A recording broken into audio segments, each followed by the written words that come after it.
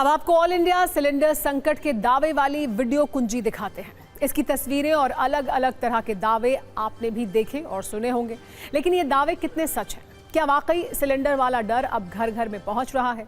आखिर भारत में गैस संकट वाला तनाव क्यों है? इसे लेकर हमने एक ऐसी कुंजी तैयार की है जिससे आपका कंफ्यूजन दूर हो जाएगा। लेकिन सबसे पहले उन शहरों के नाम जहां से सिलेंडर क्राइसिस वाली खबरें आ रही हैं, और इनमें कोई एक राज्य या शहर नहीं है। दिल्ली, मुंबई, यूपी, पंजाब, राजस्थान तक एलपीजी वाला पैनिक बटन दब गया है। लोग सिलेंडर के लिए रात 3 बजे से लाइन में लग रहे हैं।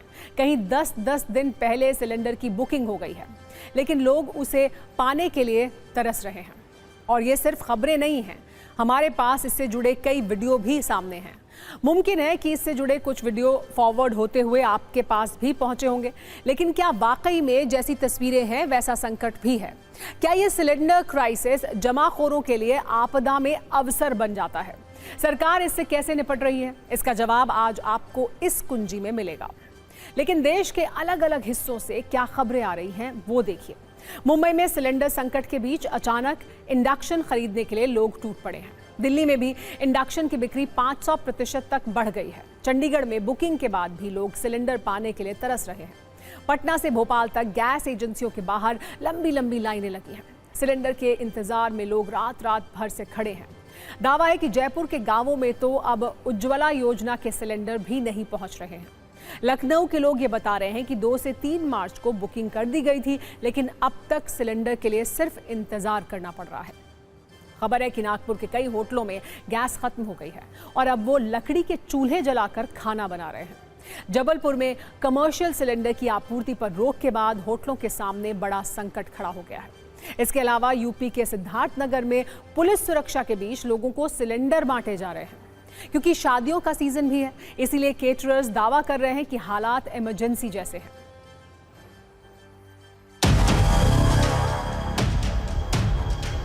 सुबह सुबह अपने कामों को छोड़ करके देखेंगे, ये पूरी लाइन देखिए, लंबी लाइन जहां तक आप नजर देखेंगे, काम छोड़ करके सुबह सुबह लाइन में इस वजह से लगे हुए हैं ताकि इन लोगों को गैस मिल सके। इनके घरों में चूल्हा नहीं जल रहा है। लाइन इतनी लंबी लगी हुई है, कोई अधिकारी फोन नहीं उठा रहे, और जो ये हेल्पलाइन नंबर लगे हुए हैं ये भी सारे स्विच ऑफ जा रहे हैं। ठीक है सर, और हमने जो अपने जिससे हम गैस लेते हैं, जो डिलीवरी वगैरह हैं, उनसे भी हमने कांटेक्ट करने का कोशिश करा था, लेकिन वो भी फोन नहीं उठा रहे, सबके स्विच ऑफ जा रहे हैं। ऑनलाइन भी बुकिंग नहीं हो रही है। मैंने तो रात जो है कई फोन किए हैं, लेकिन कोई उठाता नहीं है। कोई उठाता नहीं है। अब घर पे गैस है या खत्म हो गई पूरी तरह? पड़ोसी से लेके काम चला रहे हैं। पड़ोसी से सुबह से खड़े हुए हैं 6 बजे से यहाँ पे। स्थिति इतनी नजर आती है कि आज़ादी के 75 साल के बाद भी जहाँ पे आज के टेक्नोलॉजी इतनी हाई है, इनोवेशंस चल रही हैं, लोग डिपेंडेंसी खत्म करते जा रहे हैं, लेकिन ऑनलाइन बुक नहीं हो रहा है और सब्स्टिट्यूट कोई है ही नहीं।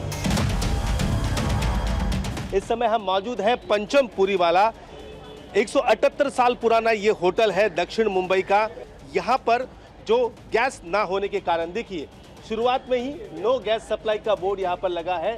Sorry, not all menu items available, gas पुरवठा बंद है, यानी गैस सप्लाई बंद है, इसका बोर्ड यहाँ पर लगाया गया है। इसलिए ये है कि हम लोग ऐसे काम चला रहे हैं। हमारा कोई दोस्त लोग का होटल है, उसको 6 सिलेंडर लगता है, उसके बाद 1 सिलेंडर तो उसके यहाँ से ले लिया, किसी के पास आधा मिला, ऐसे काम चला रहा है। हमारा 79 मेनू है, उसमें से खाली 2 ही चला रहे हैं। आज दिल्ली हाईकोर्ट के अंदर भी एलपीजी की कमी का दावा करते हुए नोटिस बोर्ड पर एक नोटिस लगा दिया गया, जिसमें लिखा था एलपीजी सिलेंडर ना होने की वजह से कैंटीन में मेन कोर्स खाना नहीं मिलेगा और एलपीजी सप्लाई कब ठीक होगी ये भी पता नहीं है। भोपाल, जबलपुर, हैदराबाद में भी हालात ठीक नहीं बताए जा रहे हैं। दावा है कि एलपीजी की भारी कमी हो गई है, लोगों में टेंशन है कि रसोई कैसे चलेगी। कुछ ने विकल्प तलाश लिया है, कुछ अब भी परेशान हैं। इलेक्ट्रिक स्टोव्स, इलेक्ट्रिक के चूल्हों पे हम लोग थोड़ा बहुत हमारा काम चल रहा है। गैस की बहुत ज़्यादा दिक्कत है। रमज़ान के आखिरी अयाम में बहुत सारा कस्टमर था, क्योंकि इफ्तार पार्टी चलते, घरों में इफ्तार पार्टी होती है, मस्जिदों में, और सारे होटल्स वाले बहुत ज़्यादा हद से ज़्यादा परेशान है कि और रमज़ान की हद तक 24 आवर्स होटल्स खुले रहते, रिक्वायरमेंट भी एकदम बढ़ जाता रमज़ान में, खाने वाले कंज्यूमर भी बढ़ जाते, इसमें एक नया इश्यू हो गया। हम जितने पैसे देना चाह रहे हैं हम पैसे देने को तैयार हैं, मगर गैस की सप्लाई नहीं हो रही हमारे पास। नागपुर में कमर्शियल गैस सिलेंडर का वितरण आज से बंद हो गया है और आप देख सकते हैं बहुत से होटल्स में चूल्हे पर खाना बनाना शुरू कर दिया है। अभी तक तो हम लोगों को सिलेंडर मिल रहे थे, लेकिन आज कंपनियों ने बोल दिया कि नहीं सिलेंडर नहीं है, तो इसलिए हम लोगों ने पर्याय व्यवस्था अपने चूल्हे की व्यवस्था करके अपना धंधा चला रहे। हालांकि सिलेंडर संकट के इन दावों के बीच केंद्र सरकार भी फुल एक्शन मोड में है। उससे इस संकट से निपटने के लिए पहले ही 5 जरूरी कदम उठा लिए हैं, जिसमें ये परेशानी आम लोगों तक ना पहुंच सके। केंद्र सरकार ने एलपीजी की कमी से निपटने के लिए 3 सदस्यों की एक कमेटी का गठन किया है। तो आइए आपको दिखाते हैं कि क्या क्या कदम उठाए गए हैं। सबसे पहले और बड़ा कदम ये कि एलपीजी की कमी से निपटने के लिए 3 सदस्यों की एक कमेटी बनी है। देश भर में एसेंशियल कमोडिटी एक्ट 1955 लागू कर दिया गया है और प्राथमिकता तय कर दी गई है कि गैस पहले किसको मिलेगी। इसके अलावा घरेलू सिलेंडर की बुकिंग के नियमों में भी बदलाव कर दिया गया है ताकि लोगों को आसानी से सिलेंडर मिल सके उनकी ज़रूरत के मुताबिक। इस नियम के अनुसार एक सिलेंडर की डिलीवरी के बाद दूसरे सिलेंडर की बुकिंग 25 दिन के बाद ही होगी। गैस की जमाखोरी रोकने के लिए ओटीपी या बायोमेट्रिक वेरिफिकेशन को अनिवार्य कर दिया गया है। बिना ओटीपी के डिलीवरी एजेंट आपको गैस सिलेंडर डिलीवर नहीं करेगा। और सरकार ने सभी ऑयल रिफाइनरीज को एलपीजी उत्पादन बढ़ाने का आदेश भी दिया है। आज पीएम मोदी ने भी ये कहा कि पश्चिम एशिया में जंग का संकट बड़ा है, लोगों का चिंतित होना स्वाभाविक है, लेकिन सरकार हर परिस्थिति के लिए तैयार है। पीएम ने विपक्ष पर भी कटाक्ष किया है। क्या कहा सुनिए। गल्फ में, वेस्ट एशिया में जो कुछ हो रहा है उससे आप सभी का चिंतित होना बहुत स्वाभाविक।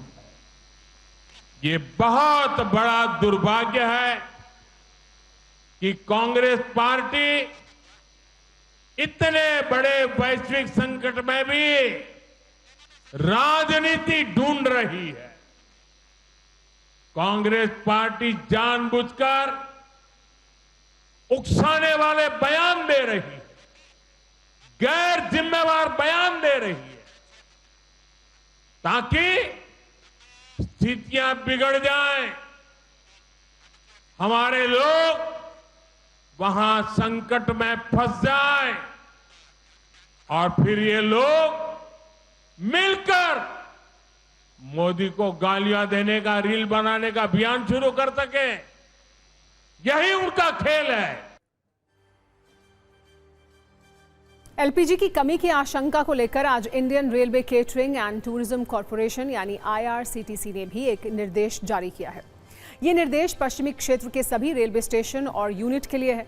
इसमें यह बताया गया है कि सभी यूनिट खाने के लिए माइक्रोवेव और इंडक्शन जैसे दूसरे तरीकों का भी इस्तेमाल करें। सामान्य खाने के साथ रेडी टू ईट फूड का पर्याप्त स्टॉक अपने पास रखें, जिससे यात्रियों को दिक्कत ना हो। अगर यूनिट में एलपीजी का किसी भी तरह का संकट हो तो तुरंत इसकी जानकारी पश्चिम जोन कंट्रोल को दे दी जाए। आईआरसीटीसी का फोकस है कि किसी भी स्थिति में यात्रियों को खाना मिलता रहे। यानी सिलेंडर संकट से निपटने के लिए सरकार से संस्थान तक अपनी अपनी तैयारी कर रहे हैं, लेकिन विपक्ष इस पूरी क्राइसिस के लिए मोदी सरकार को जिम्मेदार बता रहा है। आज संसद में भी इसे लेकर काफी हंगामा हुआ। कितना बर्दाश्त करेगी जनता? कितना इन 10 सालों में अगर आप देखें, चाहे हर चीज के दाम बढ़ गए हैं, बेरोजगारी बढ़ रही है, अब एलपीजी की सिचुएशन को देखिए, कितना बर्दाश्त करेगी? और इनकी पॉलिसीज, इनकी नीतियों की वजह से होटल बंद कर दिया, सारे इसको रेस्टोरेंट्स को बंद कर दिया। ये कब तक चलेगा? थोड़े दिन के बाद डोमेस्टिक भी बंद करना पड़ेगा। कुछ प्लान है भारत प्रधानमंत्री जी के पास, देश के सामने प्लान रखे हैं कि आने वाले समय, बस रोज खड़े होकर सरकार कह देती है कोई कमी नहीं है, कोई कमी नहीं है। अरे कमी नहीं है तो ये सारे होटल ऐसे ही बंद हो रहे हैं। युद्ध शुरू होने के 1 दिन पहले उन्हें इजराइल जाने की क्या जरूरत थी? युद्ध शुरू होने के 1 दिन पहले उन्होंने नेतन्याहू को झप्पी पाने की क्या जरूरत थी? ये करके उन्होंने पूरे देश को संकट के अंदर डाल दिया है। सत्ता में अब आपको समझाते हैं कि आखिर देश में एलपीजी का पैनिक बटन क्यों दब गया है और इस संकट के लिए भारत कितना तैयार है। आपको बता दें कि भारत अपनी ज़रूरत की 66% एलपीजी यानी लिक्विड पेट्रोलियम गैस सऊदी अरब, कतर, कुवैत और यूएई देश से खरीदता है, जो इस वक्त युद्ध की आग झेल रहे हैं। इसके अलावा भारत 50% एलएनजी मतलब liquefied natural gas Qatar, UAE और अमेरिका जैसे देशों से लेता है। देश में मौजूदा वक्त में 33 करोड़ से ज़्यादा एलपीजी उपभोक्ता हैं। अभी भारत दुनिया का दूसरा सबसे बड़ा एलपीजी आयातक देश है। वित्त वर्ष 2024-25 में 31.3 मिलियन मेट्रिक टन एलपीजी की खपत देश में हुई थी। इसमें से 87% एलपीजी का इस्तेमाल घरों में होता है, जबकि 13% का इस्तेमाल कमर्शियल होता है। और एक सबसे ज़रूरी बात, भारत में जितना भी एलपीजी का आयात होता है उसमें से 85 से 90% स्ट्रेट ऑफ हॉर्मुज से होकर आता है, जिसे ईरान ने बंद कर दिया है। हालांकि भारत सरकार बार बार ये स्पष्ट कर रही है कि लोगों को डरने की कोई ज़रूरत नहीं है, तेल और गैस का पर्याप्त स्टॉक मौजूद है। फिर भी युद्ध वाले टेंशन के बीच भारत में गैस और तेल की क्राइसिस वाला पैनिक बटन दबा हुआ है।